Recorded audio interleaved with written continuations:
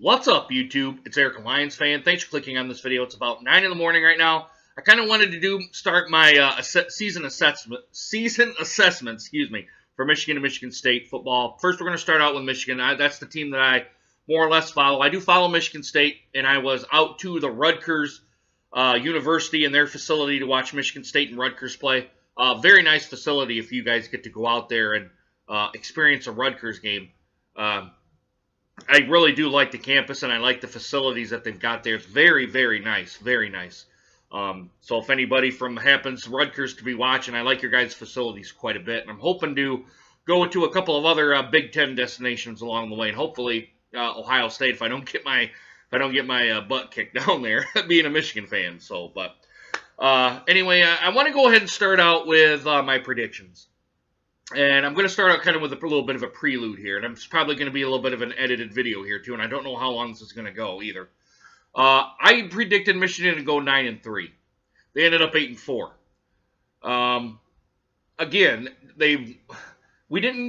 this team was kind of, I kind of really don't know how to put this team, really. The team is, I thought they underachieved a little bit for the year. I thought that. Especially at the beginning of the season when we played Florida and we're so good in Arlington against Florida, but ended up Florida being a kind of a crap team. So I guess that wasn't a real big surprise. And now that it's December 2nd now, or 3rd. But anyway, I kind of want to go along here. I thought the team underachieved a little bbit. Spites transferred right at the end of the year. That was a big surprise. We started out ninth in the nation, in 11th, depending on the AP and the coaches poll. Now we're unranked, so that kind of tells you how the season went, as being an 8-4, and a bunch of other little things that happened here too along the way. Peters got hurt too, so that didn't really help matters much. It was just a lot of things coming on that I thought Michigan could have done better, and I thought Harbaugh could have done better. Now, you guys know I'm very critical of the Michigan program. I mean, I'm probably, according to your guys' comments that comment on my videos, I'm probably one of the more level-headed Michigan fans. If they do crappy, I'm going to call them out and call them what they are. I'm not going to sit here and be like, well, Michigan's the best. We need to be at national championship level every year. That this program going forward, and I'll kind of allude to that towards the end of the video, this program isn't there yet. Or I don't even know if it actually ever will, like your Alabamas, your Clemsons, your Ohio States at that consistently high level all the time. I don't think this Michigan program's ever going to get there. I got a couple of notes here, guys, I'm going to go off of here, kind of like I do with my my beer reviews, if you guys notice on this channel. Now, if you guys are looking for that kind of content, go ahead and go to the Eric's Beer Reviews channel to get that kind of content, because that content's not going to be on here anymore. So, but I'm going to go ahead and get started here. We lost quite a bit of folks here last year in the 2016 season. We lost our leading rusher, Devon Smith. He was our leading rusher for the Wolverines last year. We lost 4 out of 5 receiving targets, including Jake Butt.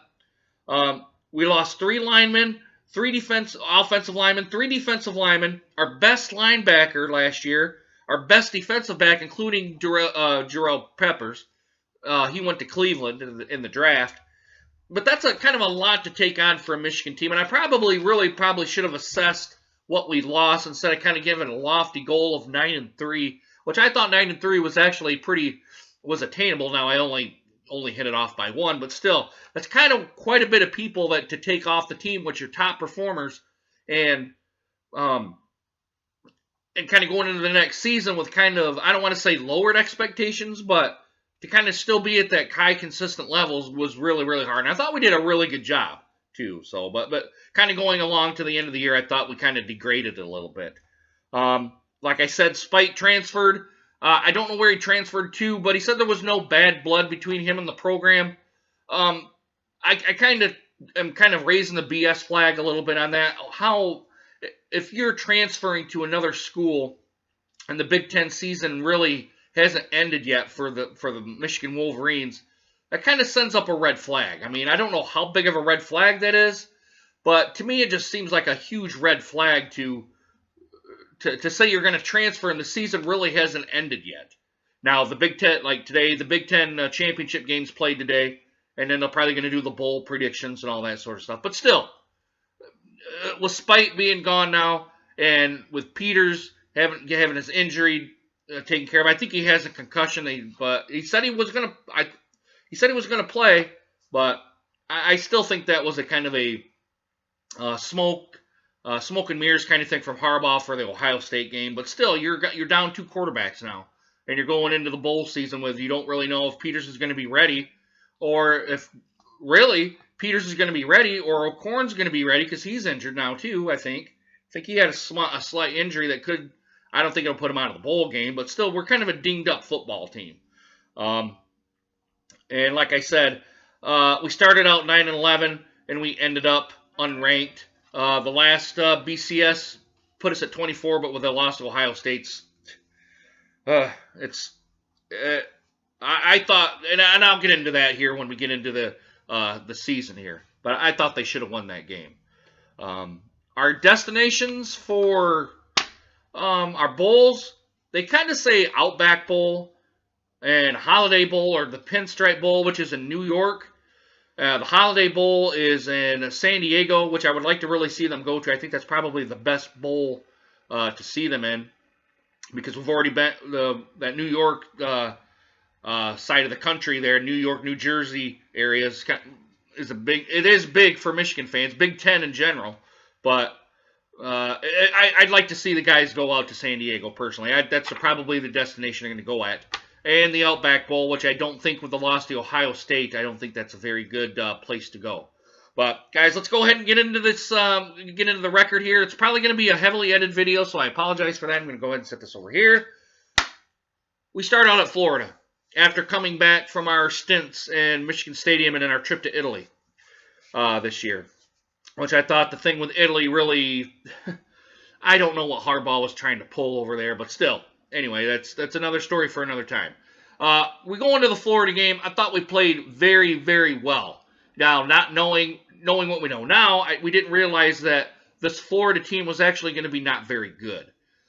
We go in there. I thought the defensive effort was outstanding. I thought actually the offense was actually pretty good too in this game.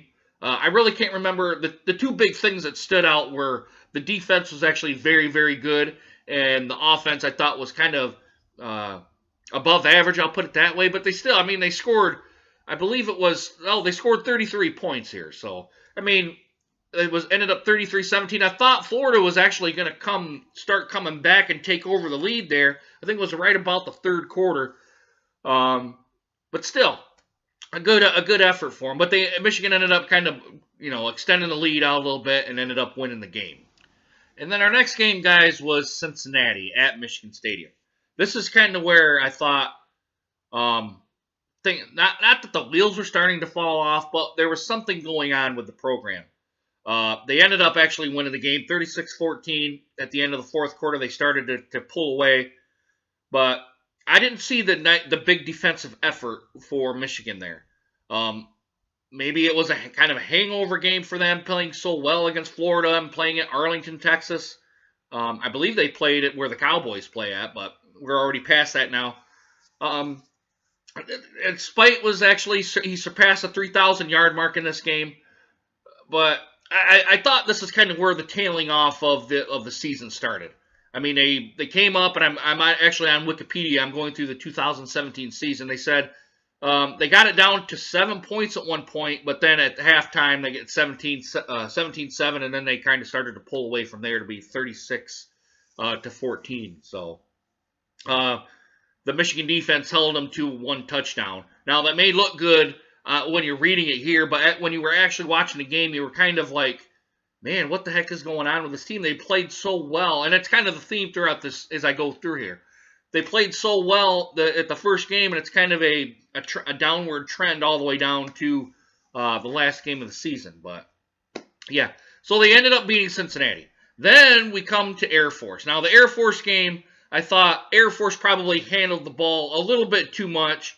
I thought they couldn't really get any 3-and-outs. They're actually good at running the option at Air Force. Excuse me, not Florida, Air Force. I just thought this game was that Michigan couldn't get the Falcons off the field in this game.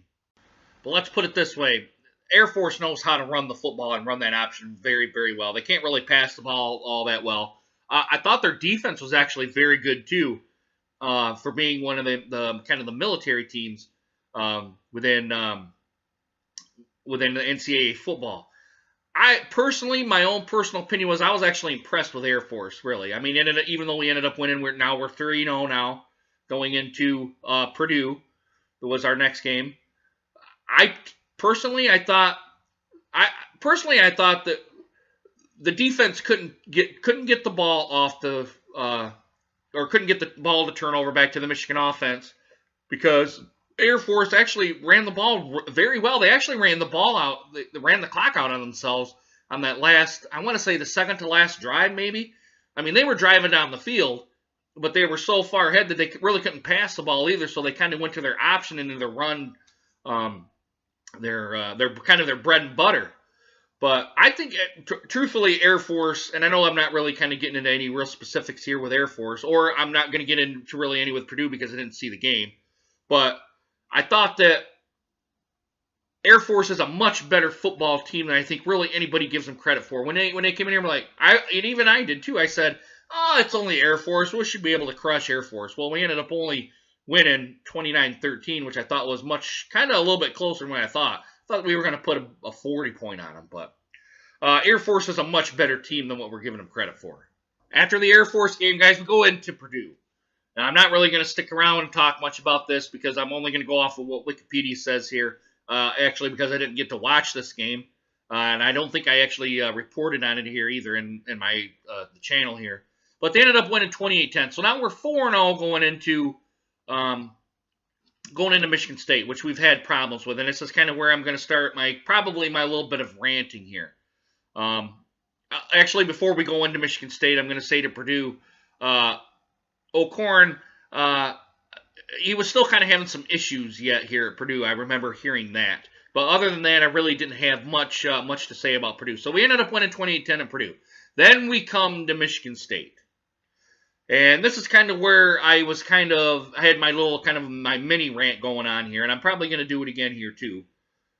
I don't think Jim Harbaugh as a coach puts Michigan in the best light for the rivalry week. Sorry.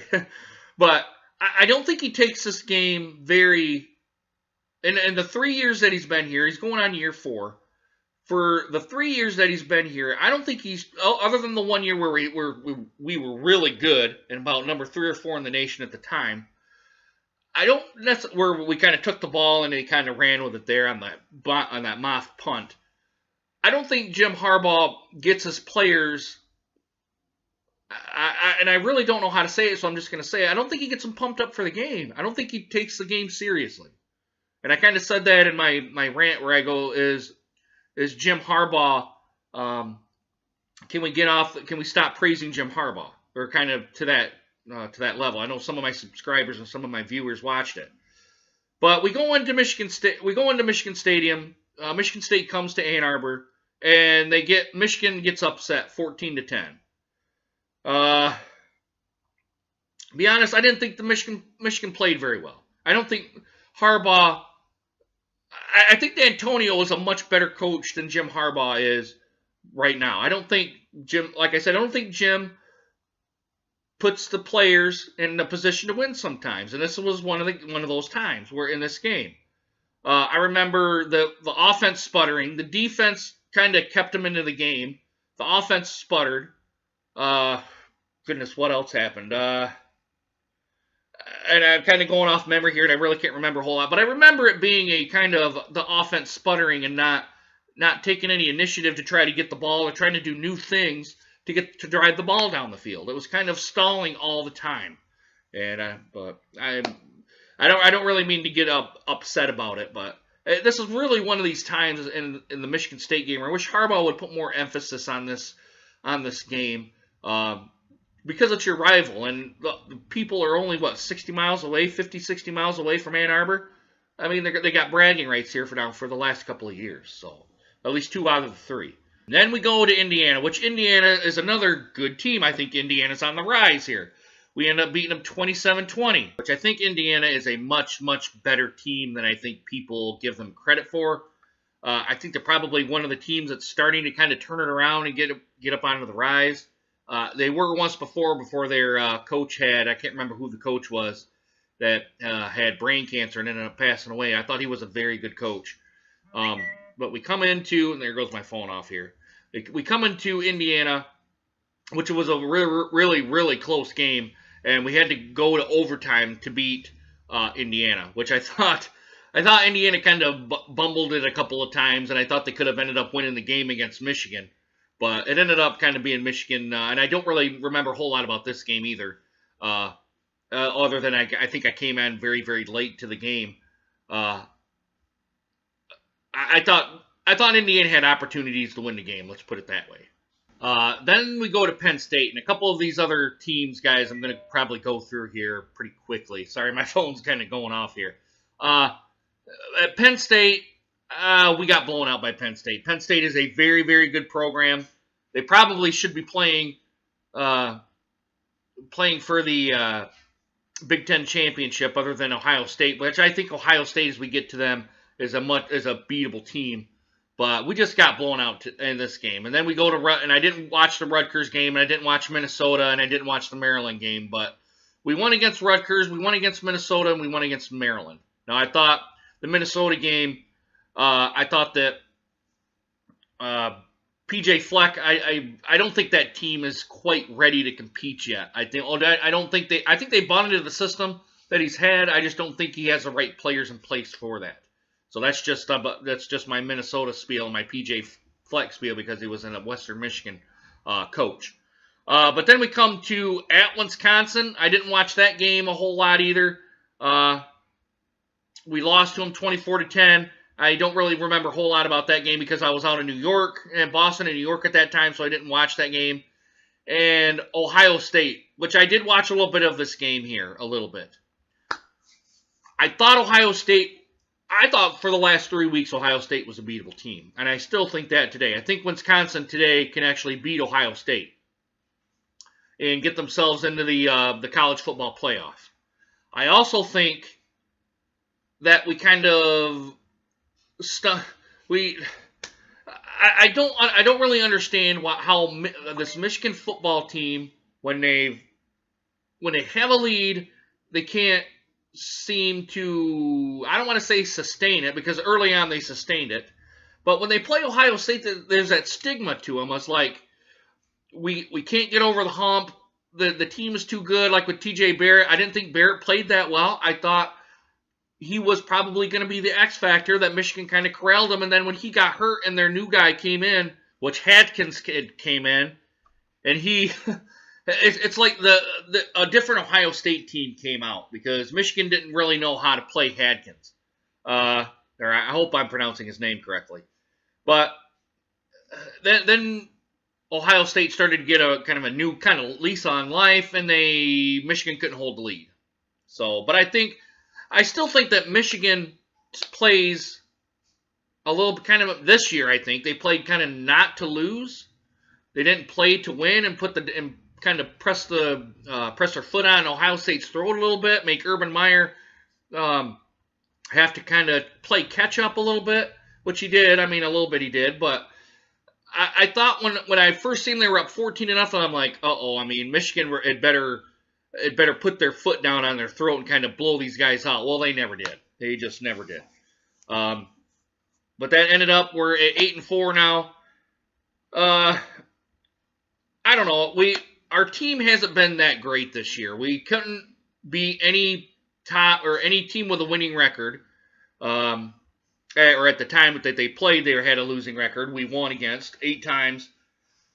I mean, really, it kind of looks like we're going to go to the Holiday Bowl. That's what it looks like, at least to me. I don't think the Outback Bowl is going to be a bowl for Michigan, although Michigan does draw, so they might get that. But I think probably their best destination to go to would be the Holiday Bowl out in San Diego. I don't know who they would play. Maybe they might play South Carolina, an SEC team, kind of a mid-level team. Kind of like to see how Michigan kind of plays to that mid-level SEC card. But if, and I kind of I'll allude to it here a little bit. I know I'm kind of going off topic, but if the Big Ten thinks that they're one of the top colleges or the top conferences in the nation, then they probably need to go up against the SEC, go up against the Pac-10, go up against the ACC. You know, those are, to me, those are kind of the top conferences in the country. And if Michigan, Michigan State, Penn State, Minnesota, Iowa even, if they want to be in with the big boys, they got to play these kind of games and these kind of teams. Maybe have a SEC Big Ten matchup, pair the two teams together and see how they do. I mean, you could have one at the SEC place and then have the other one at the Big Ten place. I mean, you could kind of do it for 2 years like that. But I know I'm kind of going off topic here a little bit, kind of with the Holiday Bowl and the South Carolina Gamecocks. But we're just going to have to see how this all plays out. Like I said, Michigan today, I only was off one on my bowl prediction, which I think is pretty good. But it was kind of a little bit of a disappointing season that I think they should have won against Michigan State, and I think they should have won against Ohio State too. That would have been a 10-win season for them. But we are young. I mean, we're going to be a little bit more experienced next year. But the William Speight thing, transferring without the season being done and over with, kind of brings up a red flag for what. And I think another one I think one of their freshman quarterbacks transferred too, but we never got to see him. So it was just a matter of, you know, what's going on. I mean, what's going on with the Michigan quarterbacks when Harbaugh's supposed to be the quarterback whisperer. So, or he kind of gets that kind of cliche or that niche to him. So, because he's done it with Andrew Luck and he's done it with Colin Kaepernick when he was in the NFL for the 49ers. So, but yeah, guys, I don't know. We're going to have to go ahead and see how Michigan ends the season. If they go to the Holiday Bowl, or if they go to the Pinstripe Bowl out in New York, or if they go to the Outback Bowl in Florida. It doesn't really matter. If they're going to a bowl game, just matter which bowl game they go to. And then kind of see where Michigan ends up and how they play in that bowl game, and kind of if it's kind of going to springboard them into the next season, or if they got some work to do with having a month off, more probably than a month off, getting ready to, or probably a month off, about 30 days to try to see where they're at. But guys, I'm going to go ahead and leave it there. Let me know what you guys think of the Michigan season. I mean, I know I'm not the rah-rah Michigan fan to say like, oh, we're going to be badass next year. I mean, a lot of people are going to return, but are we really going to be? Is this going to be the year for Harbaugh to really turn the program around to kind of be the Michigan team that we're all used to seeing now? With Bo Schembechler being Big Ten championships and not really wanting to go much more than that, I think that was kind of his downfall. Being now that I'm older, I mean, back when I was in my teens and 20s, watching Michigan football. I mean, that was the level. That was the level for Michigan right there. That Big Ten championships. Let's win Big Ten championships. We never got elevated up to the national kind of conversation ever under Bo Schembechler. Really, not even under Gary Moeller or Lloyd Carr either. I mean, it just is what it is. So I don't think people that think that Michigan should be in the upper echelon of teams. I honestly don't think that's really going to happen unless we get some good recruiting teams and we get teams that want to play for Michigan, don't want to have to go down to the South to play football because it's warmer and I'm going to get cold and my balls are going to shrivel up. But that's another topic for another time. I don't mean to kind of get off here. But guys, let me know what you guys think of the Michigan game. I know I kind of missed some games. I didn't watch all the conference plays against Michigan. I'm going to do my Michigan State assessment too, which I really didn't watch a whole lot of Michigan State games either. But let me know what you guys think of this Michigan video. Do you guys like it? Do you guys not like it? Put a thumbs up, put a thumbs down. Let me know what you guys think, okay? And as always, guys, I hope you guys enjoy this video. At least I know it's kind of sporadic and I jumped around here a little bit. But I hope you guys got some value out of the video. And let me know down in the comments what you guys think, okay? I really hope you guys enjoyed this video. And I hope to see you guys again soon. Deuces, guys. Take care.